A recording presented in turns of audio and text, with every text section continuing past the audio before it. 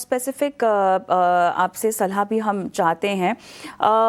ये अपना जो भारत डायनामिक्स जैसे कुछ काउंटर्स हैं, यहाँ पर जिस तरह से हमें अब प्रॉफिट बुकिंग होती हुई दिखाई दे रही है, क्या कहेंगे? यहाँ पर नतीजों के बाद एक दबाव क्लियरली आता हुआ दिखाई दे रहा है, प्रॉफिट मार्जिन जैसे पॉइंट किए हैं लास्ट क्वार्टर में भी। क्या व्यू बनता है आपका? कविता, भारत डायनामिक्स और भारत डायनामिक्स जैसी जो बाकी अन्य रक्षा क्षेत्र से जुड़ी हुई सरकारी कंपनियां हैं, मिसाल के तौर पर ये कोई राय नहीं है, मैं खाली उदाहरण दे रहा हूं Kavita. Hindustan Aeronautics, Bharat Dynamics, Mazagon dock, garden reach ship, BEML, Cochin shipyard, BEL, BHEL. मेरी हमेशा एक राय रही है कि अगर आप रक्षा क्षेत्र में निवेश करते हैं तो केवल 3-6 महीने, साल 2 साल के लिए मत कीजिए।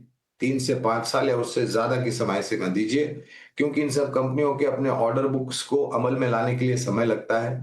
इनके प्रोडक्ट्स जो होते हैं वो हाई टेक्नोलॉजी, हाई प्रिसिशन, और एक प्रोटोटाइप बनने के बाद, अनुमति मिलने के बाद मास स्केल प्रोडक्शन शुरू होता है कविता।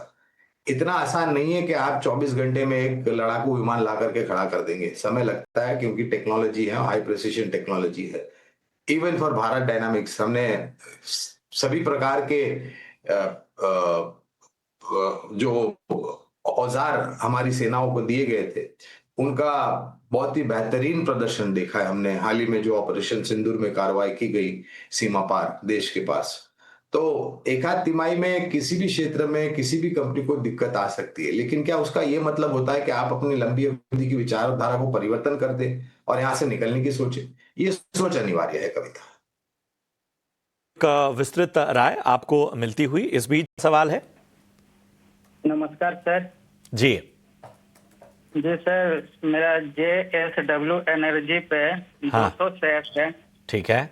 ये 506 का आसपास कुछ। ठीक है। और एक पीरामल फार्मा में 300 शेयर है सर। ठीक है। 214 के आसपास। ठीक है, तो हमें बताइए कितना टाइम देना चाहते हैं? जी सर, 6 महीना तक रुक सकता हूँ। 6 महीने का नजरिया। शरण, मैं आपके पास आना चाहूंगा। 6 मंथ यानी 6 महीने का नजरिया इनका है। पीरामल फार्मा, इनकी बाइंग प्राइस 214 रुपए की है।